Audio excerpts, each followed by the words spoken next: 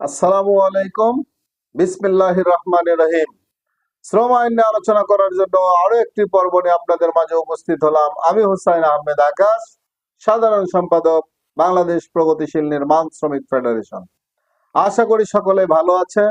দেশ ও প্রবাসে সকল সেক্টরে সকল শ্রমিকদেরকে জানাই সংগ্রামী শুভেচ্ছা ও আন্তরিক অভিনন্দন।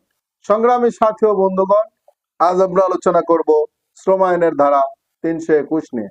ধারা ৩২১, হিসাব ও নিরীক্ষা।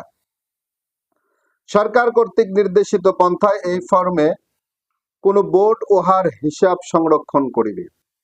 কোন বোর্ডের আয় ব্যয়ের হিসাব প্রত্যেক বছর মহা হিসাব নিরীক্ষক ও নিয়ন্ত্রক অতঃপর মহা হিসাব নিরীক্ষক বলিয়া উল্লেখিত কর্তৃক তাহার নির্ধারিত পন্থায় নিরীক্ষিত হইবে।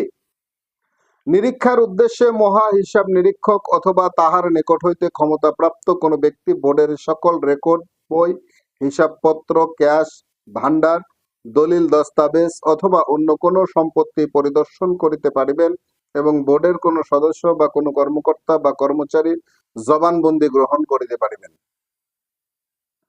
বোর্ড উক্তরূপ নিরীক্ষাকালে উহার সকল হিসাবের বই এবং সংশ্লিষ্ট দলিল দস্তাবেজ মহা হিসাব নিরীক্ষান্তে বা নিরীক্ষারত কর্মকর্তার নিকট হাজির করিবে এবং তাহার তলব অনুযায়ী তথ্য সরবরাহ বা ব্যাখ্যা প্রদান করিবে।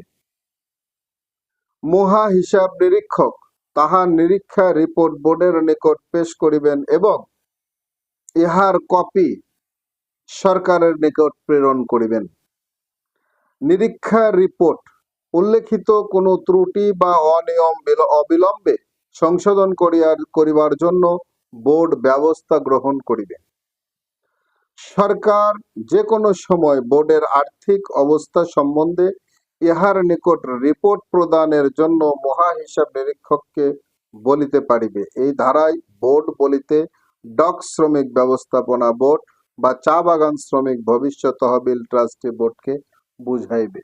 সংগ্রামী সাথী ও বন্ধুগণ, অত্যন্ত গুরুত্বপূর্ণ একটি বিষয় নিয়ে আজ আমরা আলোচনা করলাম। আশা করি সকলে বুঝতে পেরেছেন। দেশের প্রচলিত আইনের প্রতি শ্রদ্ধাশীল হয়ে এদেশের সকল শ্রমিক এবং মালিকগণকে শ্রম আইন মেনে চলার অনুরোধ রেখে সকলে সুস্বাস্থ্য দীর্ঘায়ু কামনা করে আমার নিজের জন্য দোয়া চেয়ে নিয়ে আজকের পর্ব এখানে শেষ করছি। আসসালামু আলাইকুম। আল্লাহ হাফেজ।